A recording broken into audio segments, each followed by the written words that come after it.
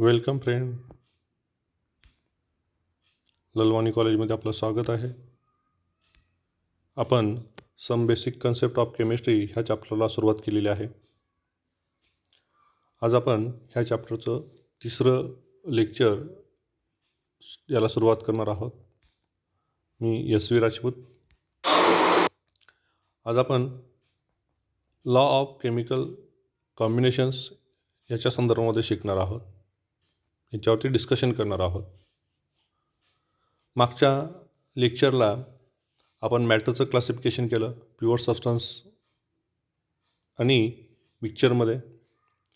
त्यात डिटेल्स आपण बघितले आणि नंतर त्या एक एक प्रॉपर्टी बघितल्यानंतर एलिमेंट काय, कंपाऊंड काय, होमोजिनियस मिक्सचर काय, हेट्रोजिनियस मिक्सचर काय, त्यात बघितलं मेटल काय, नॉन मेटल काय, मेटलॉइड काय, याच्या संदर्भामध्ये आपण मागच्या लेक्चरला डिस्कशन केलं. आणि नंतर ह्या जे काही प्रॉपर्टी आहे या प्रॉपर्टी मेजर करतात, त्या कशा पद्धतीने मेजर करतात, युनिट आहेत त्याच्यासाठी, फंडामेंटल युनिट आणि डिराइव्ड युनिट काय आहे ते समजून घेतलं आपण.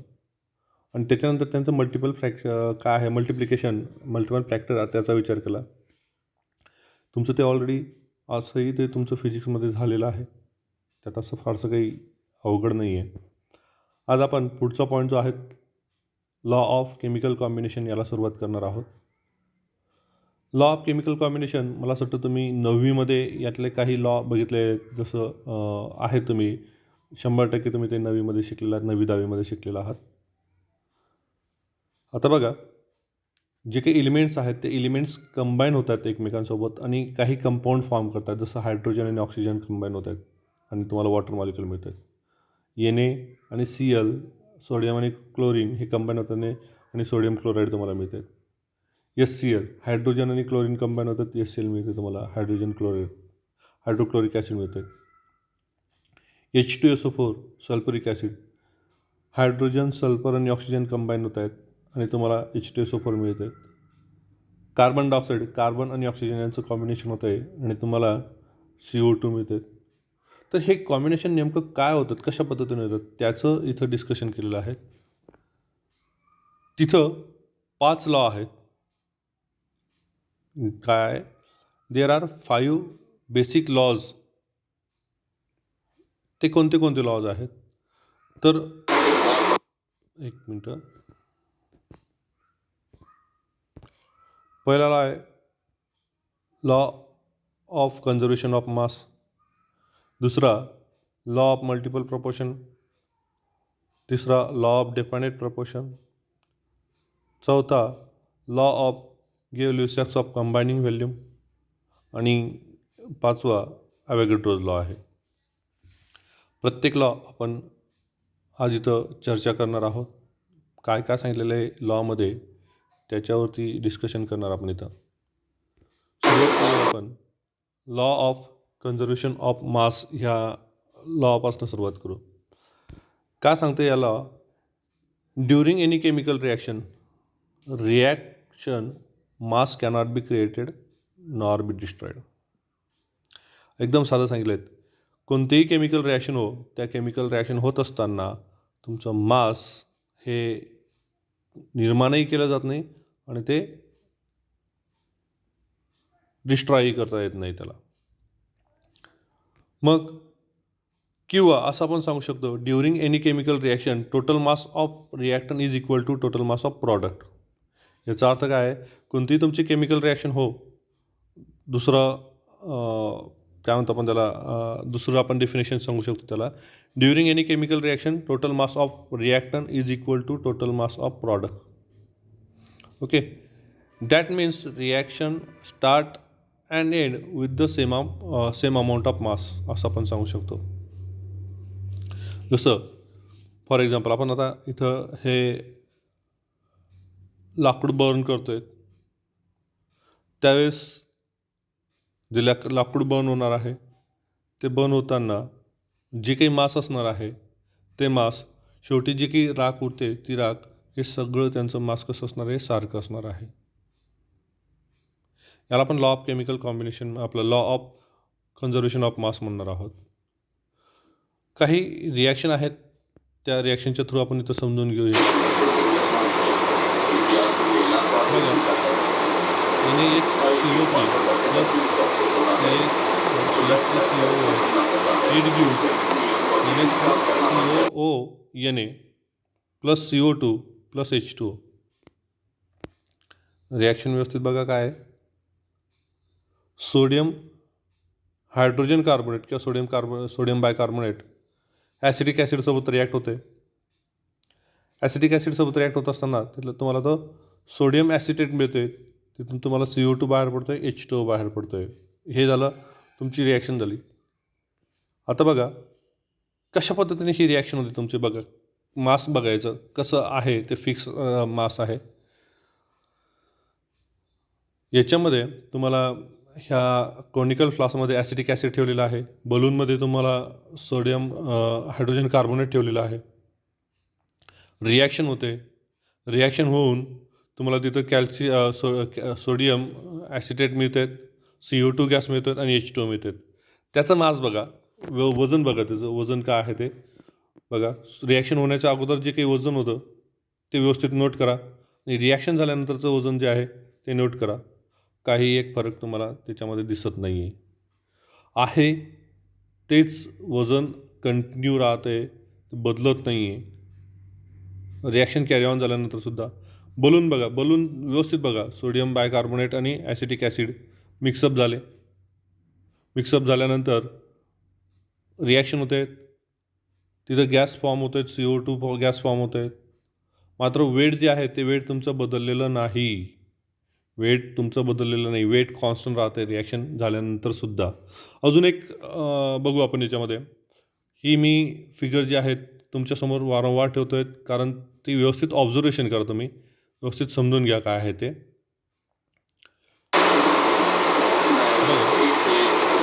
आता इथं 2 केमिकल आहे, त्यांचं वजन बघा किती आहे, 16.166 आहे. त्यांना आपण इथं मिक्सअप करतो आहे. मिक्सअप केल्यानंतर त्यांचं वजन काय राहते ते बघा. रिॲक्शन झाल्यानंतर 16.166च राहते. व्यवस्थित बघा. वजन करतो आहे आपण दोघं केमिकलचं, दोघं बिकरसोबत वजन करतो आहे. किती वजन आहे? 166 आहे.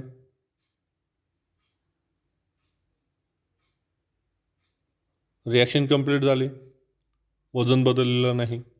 म्हणजेच काय, during any chemical reaction mass cannot be created not be destroyed असं आपल्याला सांगता येणार आहे. किंवा आपल्याला असं सांगता येणार आहे, ड्युरिंग एनी केमिकल रिॲक्शन किंवा total mass of the reactant is equal to total mass of the product असे आपल्याला सांगता येणार आहे. Total mass of reactant is equal to total mass of product असंही सांगता येणार आपल्याला. म्हणजे हे झालं तुमचं law of mass of conservation झालं. काय झालं आहे तुम्हाला? Law of mass of conservation झालं. काही शंका असेल, काही डाऊट असतील तर तुम्ही फोन करून मला विचारू शकतात या संदर्भामध्ये. कोणतीही अडचण असू द्या चॅप्टरमध्ये. ठीक आहे. पुढे law of definite proportion. Law of definite proportion काय? लॉ ऑफ डेफायनाईट प्रपोर्शन कशाचा सांगता येईल आपल्याला? तर बघा काय सांगितलं त्यांनी, a given chemical compound always contain same element in the exact same proportion by mass. म्हणजे काय सांगितलं त्यांनी की तुम्ही जे काही कंपाऊंड फॉर्म होते तुम्ही कंटेन करतात आणि सेम एलिमेंटचं ते एक्झॅक्ट सेम प्रपोर्शनमध्येच राहत आहेत. तुम्ही ते केमिकली कसेही ते बनवा, तुम्ही त्याचं कोणताही वे असू द्या बनवण्याचा, कोणत्याही पद्धतीने त्याला तुम्ही प्रिपेअर करा, कोणत्या पद्धतीने त्याला तुम्ही प्रिपेअर केलेलं आहे त्याच्याशी अर्थ नाही आहे. तो कंपाऊंड जो आहे त्या कंपाऊंडमध्ये असलेलं जे काही एलिमेंट्स आहेत ते एलिमेंट तुम्हाला सारख्याच प्रपोर्शनमध्ये तुम्हाला तिथं दिसतील. ठीक आहे. आता एक्झाम्पल आपण इथं घेऊ वॉटरच्या संदर्भामध्ये. As an example, any sample of pure water contain 11% hydrogen and 98% oxygen by mass. याचा अर्थ काय आहे की तुम्ही टॅप वॉटर घ्या, तुम्ही ROचं पाणी घ्या, तुम्ही RO वॉटर घ्या, डिस्टिल्ड वॉटर घ्या किंवा रेन वॉटर घ्या. प्रत्येक ठिकाणी तुम्हाला याचं जे काही केमिकल कॉम्बिनेशन आहे ते कंपोजिशन किंवा त्यांच्यामध्ये जे काही हायड्रोजन आहे ते हायड्रोजन 11% असणार आहे आणि ऑक्सिजन हे 89% असणार आहे. H2O त्यांच्या वजनाच्या प्रमाणात तुम्हाला सर हायड्रोजन ॲटम तर 2 आहे, ऑक्सिजन ॲटम तर 1 आहे, पण ऑक्सिजन ॲटम आणि हायड्रोजन ॲटम यांचा जर मासचा जर विचार केला तर ऑक्सिजन ॲटमचा मास हा जास्त आहे हायड्रोजन मासपेक्षा. म्हणून हे जरी 2 असले तरी या तुलनेमध्ये दोघांच्या तुलनेमध्ये ऑक्सिजनचं मास खूप जास्त आहेत. तो 89% आहे. किती तर 89% आहे आणि ऑक्सिजन आपलं हायड्रोजन किती आहे 11% आहे. कोणतेही पाणी घ्या तुम्ही, टॅप वॉटर घ्या, RO वॉटर घ्या, डिस्टिल वॉटर घ्या, रेन वॉटर घ्या, सगळ्यांमध्ये तुम्हाला हा H2O दिसणार आहे आणि प्रत्येकामध्ये त्यांचं जे काही आहेत 11% हायड्रोजन असणार आहे आणि 89% काय तुम्हाला तिथं दिसणार आहे ऑक्सिजन दिसणार आहे बाय देअर मास हा शब्द तिथं महत्त्वाचा आहे. म्हणजे याला आपण काय म्हणायला लॉ ऑफ डेफायनेट प्रपोर्शन, एक फिक्स प्रपोर्शनमध्ये आहे ते प्रपोर्शन तुमचं बदलत नाही आहे. किंवा अजून आपण इथं एक्झाम्पल घेऊ, तुम्ही एखादं केमिकल कंपाऊंड आहे तो कोणत्याही मार्गाने तुम्हाला तो तयार करा. जसं आता फॉर एक्झाम्पल समजा तुम्ही इथं HCl घेतलं आणि NaOH घेतलं, यांच्यापासून तुम्हाला NaCl फॉर्म होते. काय फॉर्म झालं तुमचं NaCl फॉर्म झालं आहे तुमचं इथं. ठीक आहे. आता हा NaCl याचं प्रपोर्शन जो सोडियम आहे हा सोडियम इथं 20% बायमास आहे आपलं 20% आहे ज्यामध्ये 23 आहेत आणि इथं तुमचं 35.5 आहेत. तेही बदलणार नाही तुमचं. इवन मी जर वेगळ्या पद्धतीने वेगळ्या वेने जर गेलो इथं समजा NH4Cl प्लस NaOH असं घेतलं आणि इथंही जर इतकं माझं प्रॉडक्ट आहे NaCl आहे. बघा दोघं ठिकाणी तुमचं जो काही प्रॉडक्ट फॉर्म होते तो सोडियम क्लोराईड फॉर्म होते. काही एक बदल झाला नाही. दोघं ठिकाणी सोडियमचं एकच ॲटम आहे, क्लोरीनचा एकच ॲटम आहे. म्हणजे हा डेफायनेट प्रपोर्शन आहे. इथं काय तुमचं जो काही तुमचं कंपाऊंड आहे तो कंपाऊंड तुम्हाला सेम एलिमेंट हे एक्झॅक्ट सेम प्रपोर्शनमध्येच तुम्हाला त्या ह्याच्यामध्ये दिसतील. तो कंपाऊंड तुम्ही कसाही बनवलेला असो काही फरक पडत नाही त्याला. ओके. बघा it doesn't matter where the sample of water came from or how it was prepared. ते मॅटरच करत नाही की ते कुठून घेतलं आहे किंवा ते कसं बनवलं गेलेलं आहे त्याच्याशी. ओके. बघा इथं टॅप वॉटर घेतलेलं आहे ते दिसते तुम्हाला की 2 हायड्रोजन ॲटम आहे, 1 ऑक्सिजन ॲटम आहे. ऑक्सिजन हायड्रोजन ॲटमचे किती आहे तुमचं मास 2 ग्रॅम पर मोल आहे. ऑक्सिजन ॲटमचं काय 16 ग्रॅम पर मोल आहेत. मग टोटल किती झालं तुमचं 18 ग्रॅम पर मोल झालं. मग पर्सेंटेज किती झालं त्याच्यामध्ये हायड्रोजनचं 11% झालं आणि ऑक्सिजनचं किती झालं तुमचं 89% झालं. हे आपल्याला काय सांगता येणार लॉ ऑफ डेफायनेट प्रपोर्शन सांगता येणार आहेत. अजून एक बघा its composition like that of every other compound is fix. ते फिक्स असणार आहे ते. ठीक आहे.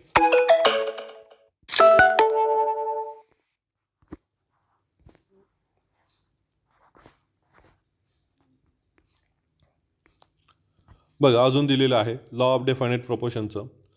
लीड घेतलेलं आहे आणि सल्फर घेतलेलं आहे. त्यांचं आपण इथं रिॲक्शन करतो आहे. 10 ग्रॅम लीड आपण घेतलेलं आहे. किती घेतलेलं आपण लीड इथं 10 ग्रॅम घेतलेलं आहे आणि सल्फर घेतलं आहे 1.56 ग्रॅम घेतलेलं आहे. दोघांचं कॉम्बिनेशन झालं तिथं आपल्याला लीड सल्फाईड मिळते 11.56 ग्रॅम मिळते. आता आपण इथं व्हेरिएशन करतो आहे. काय केलं आपण पुढच्या याच्यामध्ये 10 ग्रॅम लीड घेतलं आणि 3.00 ग्रॅम ऑफ सल्फर घेतलं. तर आता यातलं काय झालं 1.56 ग्रॅम सल्फरच मिक्स होतं आहे लीडसोबत आणि 11.56 ग्रॅम लीड तयार करते आणि हा जो काही सल्फर आहे एक्स्ट्राचा तो उरलेला आहे बाजूला राहिलेला आहे. दुसऱ्या वेळेस काय केलं आपण इथं की तिसऱ्या वेळेस 18 ग्रॅम लीड घेतलं 1.56 ग्रॅम सल्फर घेतलं. तर ते काही जे काही 18 ग्रॅम लीड आहे त्याच्यापैकी फक्त तुमचं 10 ग्रॅम लीड हे रिॲक्ट झालेलं आहे सल्फरसोबत आणि राहिलेला लीड तो तुमचा शिल्लक राहिलेला आहे. मात्र वजन तुमचं प्रत्येक ठिकाणी कसं आहे तुमचं सारखंच दिसतंय. याला काय म्हणतात लॉ ऑफ प्रपोर्शन म्हणायचं, लॉ ऑफ डेफायनेट प्रपोर्शन म्हणायचं. ओके. नेक्स्ट लॉ आहे तुमचा law of multiple proportion. Next law आहे तुमचा लॉ ऑफ मल्टिपल प्रपोर्शन. आता लॉ ऑफ मल्टिपल प्रपोर्शन काय म्हटलं त्यांनी बघा, काय सांगितलं त्यांनी, whenever the same two elements from to more than one compound, the different masses of one element that combine with the same mass of the other element are in the ratio of small whole number. यांचं म्हणणं असं आहे की तुम्ही दोन element घ्या, ते दोन एलिमेंटपासून तुम्ही दोनपेक्षा जास्त तुमचे कंपाऊंड एकापेक्षा जास्त तुमचे कंपाऊंड फॉर्म होत आहेत. आता फॉर एक्झाम्पल इथं आपण लक्षात घेऊ, कार्बन आणि ऑक्सिजन हे दोन एलिमेंट आपण इथं घेऊ. या दोघांचं कॉम्बिनेशन होतं आहे, इथं तुम्हाला CO आणि CO2 हे दोन एलिमेंट दोन कंपाऊंड फॉर्म झालेले दिसत आहेत. बघा इथे दाखवलेलं तुम्हाला हा कार्बन आहे, ठीक आहे. त्यात एकाचं मास आपण फिक्स ठेवलेलं आहे, एकाचं मास काय केलं आपण इथं फिक्स ठेवलेलं आहे आणि दुसऱ्याचं मात्र आपण इथं बदलतोय. काय करतो आपण त्याला चेंजेस करतोय. एकाचं मास फिक्स आहे कार्बन बघा इथं बघा, कार्बन एकच कार्बन आहे, कार्बन ॲटम एकच आहे दोघं ठिकाणी. मात्र दुसऱ्याचं आपण बदललं, कशाचं बदललं, ऑक्सिजनचं बदललेलं आहे आपण. मग हे ऑक्सिजनचे काही एकाचं फिक्स ठेवतो आहे आणि जे काही दुसरा एलिमेंट आहे ते दुसऱ्याचं कॉम्बिनेशन होतं आहे. ते कॉम्बिनेशन होत असताना ह्या हे जे काही दोघं आहेत दोघांचं आपण जास्त कंपॅरिझन करणार त्यांच्या मासचे, तर त्यांचं मासचं कंपॅरिझन करताना आपल्याला असं दिसतं की ते एका सिम्पल रेशोमध्ये दिसतात. म्हणजे इथं एक आहे ऑक्सिजन तर दुसऱ्या ठिकाणी दोन आहेत, म्हणजे हा सिम्पल रेशो झाला तुमचं इथं, ठीक आहे. इथे तुम्हाला फिगरमध्ये दिसत आहेत बघा, 1 ग्रॅम तुमचं कार्बन तुम्ही कंबाईन केलेलं आहे कशासोबत 1.333 ग्रॅम ऑक्सिजनसोबत. आपल्याला काय मिळालं, कार्बन मोनॉक्साईड मिळालेलं आहे. तेच 1 ग्रॅम कार्बन जर आपण 2.666 ग्रॅम ऑक्सिजनसोबत कंबाईन करतोय तर आपल्याला काय मिळतं, इथं कार्बन डायऑक्साईड मिळतात. काय मिळतं इथं आपल्याला, कार्बन डायऑक्साईड मिळतात. ओके. बघा इथं सांगितलं त्यांनी, in carbon monoxide on left there is 1.333 gram of oxygen for every 1 gram of carbon, ठीक आहे. कार्बन मोनॉक्साईडमध्ये काय झालं तुमचं, काय सांगितलं त्यांनी कार्बन मोनॉक्साईडमध्ये की तुमचं जेव्हा केव्हा तुम्ही हे कॉम्बिनेशन करणार तर ह्या कॉम्बिनेशनमध्ये तुम्हाला 1 ग्रॅम कार्बन असेल आणि 1.333 ग्रॅम हे ऑक्सिजन असणार आहे. इन कार्बन डायऑक्साईड जे राईट साईडला आहे त्याच्या संदर्भात आपल्याला असं सांगता येणार आहे की there is 2.666 gram of oxygen for every gram of carbon. या प्रत्येक एक ग्रॅम कार्बनसोबत 2.666 ग्रॅम ऑक्सिजन हा कंबाईन झालेला आहे. म्हणजे आता इथं जर आपण ऑक्सिजनचा रेशो जर बघितला, काय सांगते ते, ऑक्सिजनचा जर रेशो आपण इथं बघितला तर एक मिनिट,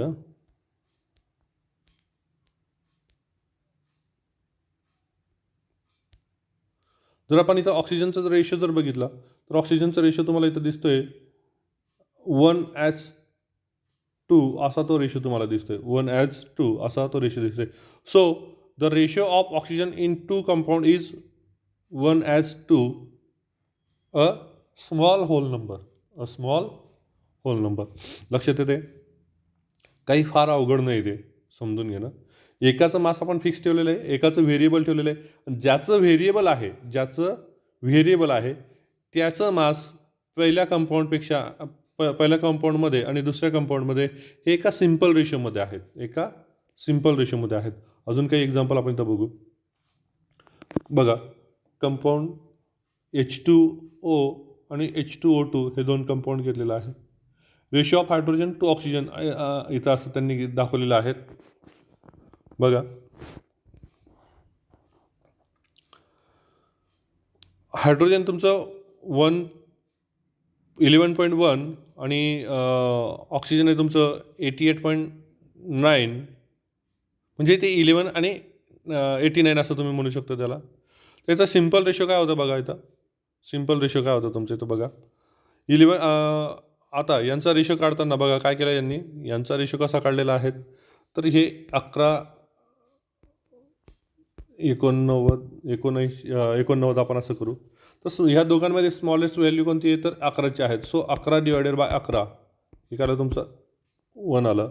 आणि हे तुमचं 89 डिवायडेड बाय 11 हे तुमचं 8 आलं. नियर अबाउट 8 आलेलं आहे तुमचं ते. ठीक आहे. तसंच H2O2मध्ये बघा इथं H2O2मध्ये म्हणजे काय यांचं इथं रेशो काय आला तुमचा 1:8 आलेला आहे. काय आलं तुमचं इथं रेशो 1:8 आलेला आहे. ठीक आहे. कुठे तर ह्या ठिकाणी 1:8 आलं आहे. तो 1:7.94 दिसतोय म्हणजेच नियरली इक्वल टू 1 तो आलेला आहे. ओके. H2O2मध्ये काय तुमचं H2O2मध्ये थोडंसं पर्सेंटेज तुमचं इथं बदललेलं आहे.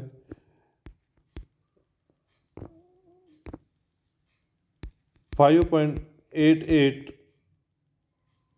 मास आपण इथं मास फिक्स ठेवलेलं आहे. H2 मास फिक्स ठेवलेलं आहे. ठीक आहे. ॲज 94.12 म्हणजे तिथं 6 डिवायडेड बाय द हां तर थोडंसं ते जे आहे तेच घ्यावं लागेल आपल्याला इथं.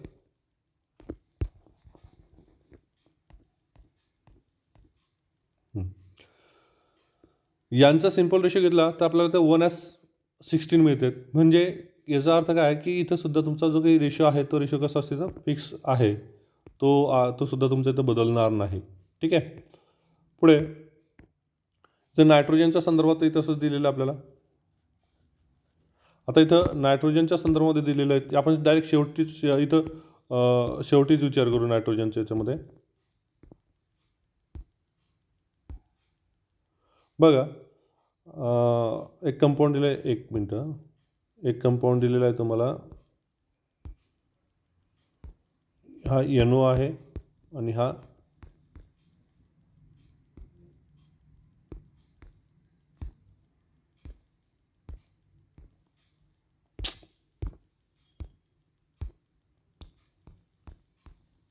NO2 आहे. ठीक आहे. फायनल रेशोचा आपण इथं विचार करू. फायनल रेशोचा इथं विचार करू. हा काय तुमचा 1:1.143 इतका आहे. आणि इथं काय तुमचा हा 1:2.286 आहे. जर आपण इथं दोघांचा विचार केला ह्या दोघांचा जर विचार केला कोणत्या दोघांचा ह्या रेशोचा आणि ह्या रेशोचा जो ब्ल्यू याच्यामध्ये दिसतोय रेड याच्यामध्ये दिसतोय तो फिक्स आहे. तो बदलत नाही. ऑक्सिजनचं व्हेरिएशन झालेलं आहे. ऑक्सिजनचं काय झालं तर व्हेरिएशन झालेलं आहे. 1.143च्या डबल आहे. म्हणजे ही जर आपण जर यांचा दोघांचा जर रेशो घेतला यांचा जर घेतला रेशो तर हा 1 म्हणजे बघा 1.413 डिवायडेड बाय 2.286 हा जर घेतला तर 1 डिवायडेड बाय 2 असा येतात. म्हणजेच काय 1:2 रेशो येतात त्याचा. तर सिम्पल रेशो काय तुम्हाला होल नंबरमध्ये तुम्हाला तो सिम्पल रेशो तिथं मिळताना दिसतो. आलं लक्षामध्ये. तर हा झाला तुमचा लॉ ऑफ मल्टिपल प्रपोर्शन झाला.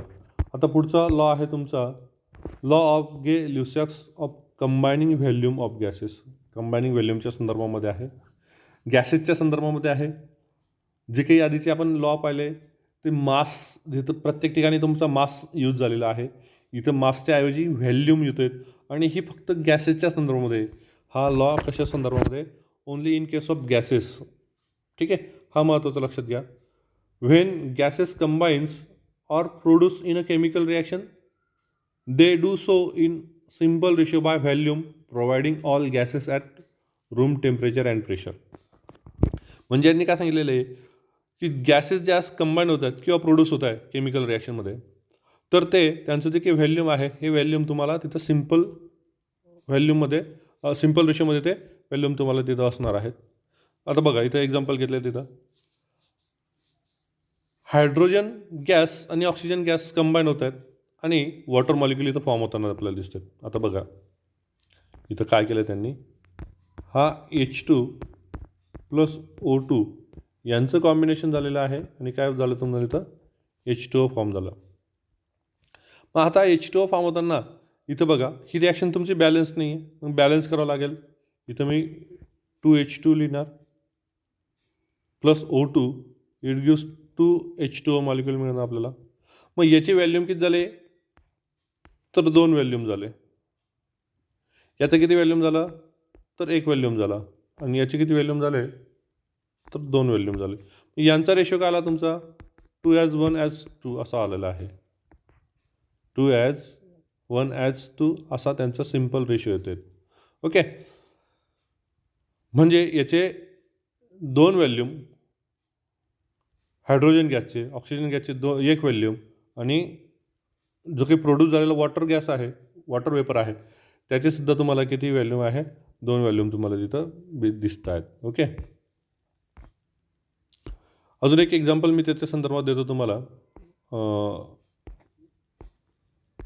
ह्या लॉ ऑफ गेल-ल्यूसॅक्स लॉच्या संदर्भामध्ये. समजा तुमचा हा हायड्रोजन आहे, हायड्रोजन गॅस आहे प्लस नायट्रोजन गॅस आहे,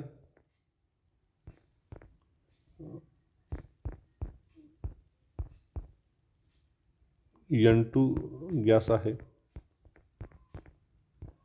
आपल्याला भेटतं इथं NH3 गॅस भेटतो. काय भेटतं आपल्याला इथं NH3 हा गॅस भेटतो. ओके, मग आता ही रिॲक्शन बॅलन्स नाही, रिॲक्शन बॅलन्स करावं लागेल आपल्याला. 3H2 plus N2 it gives 2NH3. मग याचे किती व्हॅल्यूम झाले, तर 3 व्हॅल्यूम झाले. नायट्रोजनचे किती व्हॅल्यूम झाले, 1 व्हॅल्यूम झाला. आणि अमोनियाचे किती झाले, 2 व्हॅल्यूम झालं. म्हणजे आला तुमचं इथं 3:1:2 हा त्याचा सिम्पल रेशो, हा गेल-ल्यूसॅक्स लॉ आहे. अजून एखादं एक्झाम्पल बघू आपण इथं. HCl आहे. HCl कसा प्रोड्यूस होतो त्याचा इथं विचार करू. H2 गॅस आहे प्लस Cl2 गॅस आहे. यांच्यापासून आपल्याला HCl गॅस मिळते. रिॲक्शन बॅलन्स नाही, रिॲक्शन बॅलन्स करावं लागेल. 2HCl गॅस तुमचं इथं प्रोड्यूस होत आहेत. ठीक आहे, आता इथं Hचा 1 व्हॅल्यूम, H2चा 1 व्हॅल्यूम, Cl2चा 1 व्हॅल्यूम, याचे 2 व्हॅल्यूम. मग रेशो काय आला तुमचं इथं 1:1:2 हा सिम्पल रेशो झाला. ओके, म्हणजे जेव्हा केव्हा तुमचं गॅसेस आहे, हा लॉ फक्त गॅसेसच्या संदर्भामध्ये आहे. जेव्हा केव्हा तुमचे गॅसेस हे रिॲक्शनमध्ये पार्टिसिपेट करतात आणि गॅस प्रोड्यूस करतात, तर ते जे काही रेशो आहे त्यांचा जो काही आहे व्हॅल्यूमचा रेशो, तो काय असणार तुमचा सिम्पल रेशो असणार आहे. ओके, पुढचा लॉ आहे तुमचा अवॅगॅड्रोज लॉ. तर हा अवॅगॅड्रोज लॉ काय म्हणतोय, equal volume of all gases at the same temperature and pressure have the same number of molecules. Okay, असं आपण म्हणू शकतो की at constant temperature and pressure equal volume of all gases contain equal number of moles किंवा same number of moles, number of molecules असं म्हणू शकतो आपण इथं. ठीक आहे, मॅथमॅटिकली आपण त्याला कसं दाखवू शकतो, तर मॅथमॅटिकली आपण त्याला दाखवू शकतो V is directly proportional to N. V म्हणजे व्हॅल्यूम, N म्हणजे नंबर ऑफ मोल्स आहे इथं. ठीक आहे, त्याला आपण म्हणू शकतो प्रोपोर्शनली साईन जर आपण काढून घेतली तर V is equal to KN असं ते होतं आहे. मग आपण त्याला केला म्हणू शकतो V म्हणजे जर आपल्याला कॉन्स्टंट जर कॅल्क्युलेट करायचं असेल तर कसं V/N असं आपण त्याला कॅल्क्युलेट करू शकतो. बघा V काय सांगितलं त्यांनी, व्हॅल्यूम ऑफ गॅस सांगितलं, N अमाऊंट ऑफ सबस्टन्स सांगितलं जे आपण मोल्समध्ये मेजर करतो आहे, आणि K काय तुमचं इथं कॉन्स्टंट आहे at a constant temperature and pressure. Okay, ठीक आहे, हा तुमचा आहे अवॅगॅड्रोज लॉ. आता ह्या लॉने काय सांगितलं बघा, this law describe how under the same condition of temperature and pressure equal volume of gases contain same number of molecules. जितकं तुमचं व्हॅल्यूम असेल, जर व्हॅल्यूम तुमचं वाढलं तर नंबर ऑफ मॉलिक्युल्ससुद्धा वाढणार तुमचे. व्हॅल्यूम कमी झालं, व्हॅल्यूम जर कमी झाला तुमचा तर जे काही नंबर ऑफ मोल्स आहेत ते नंबर ऑफ मोल्ससुद्धा तुमचे कमी होणार आहे. एक वाढलं तर दुसरं वाढणार, दुसरं वाढलं तर दुसरं कमी झालं तर जे काही पहिलं आहे ते सुद्धा तुमचं कमी होणार आहे, असं त्यांचं म्हणणं आहे. ठीक आहे. For comparing the same substance under two different set of condition the law can be useful expressed as follow. बघा, दोन वेगवेगळ्या कंडिशन दिलेल्या आहे आपल्याला. V1 upon N1 is equal to V2 upon N2 असं सांगता येईल आपल्याला. म्हणजे काय, equation shows that the number of moles of gas increases, volume of gas also increases in a proportion. त्याच प्रपोर्शनमध्ये व्हॅल्यूम काय होणार तुमचा वाढणार आहे. Similarly if the number of moles of gas decrease then volume also decrease, असं मी तुम्हाला ऑलरेडी सांगितलेलं आहे. बघा इथं दिसतंय तुम्हाला, त्या फिगरमध्ये क्लिअर होतं आहे. त्या बघा इथं नंबर ऑफ मोल एनची व्हॅल्यू 1 आहे, व्हॅल्यूम तुमचं कमी झालेलं आहे, 22.4 लिटर झालेलं आहे. ज्यास व्हॅल्यूम वाढतं आहे तुमचं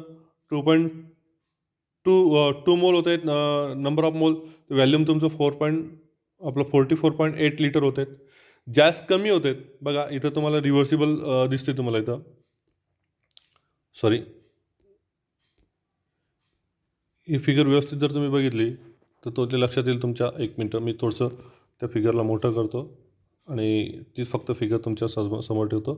इथं बघा 1 मोल N इज इक्वल टू 1 मोल at that time volume is 22.4 litre. Atmospheric pressure तुमचं कॉन्स्टंट आहे, टेम्परेचर तुमचं कॉन्स्टंट आहे आणि रिॲक्शन तुमचं ही वाढते. इकडं व्हॅल्यूम आपण वाढवलं आहे म्हणजे नंबर ऑफ मोल्स तुमचं वाढलं, 2 मोल झालं. त्याच व्हॅल्यूम झालं तुमचं त्याच्याच पटीत, जितकं किती पट तुम्ही वाढवलं नंबर ऑफ मोल, दुप्पट केलं तर व्हॅल्यूमसुद्धा तुमचं दुप्पट झालेलं आहे, त्याच प्रपोर्शनमध्ये वाढलं. रिव्हर्स जर तुम्ही केलात, गॅस जर रिमूव्ह करून घेतला तुम्ही, 1 मोल गॅस रिमूव्ह केलं तर व्हॅल्यूमसुद्धा तुमचं काय देतं कमी होते. तर हे डिपेंड करतं ते एकमेकांवरती. याचा अर्थ काय, equal number of mole, number of molecule content equal volume, असं त्याचा अर्थ आहे. हा ॲव्होगॅड्रोचा आहे. आपण इथं थांबू. होप सो तुम्ही घरीच आहात, सुरक्षित आहात आणि काळजी घेत आहात.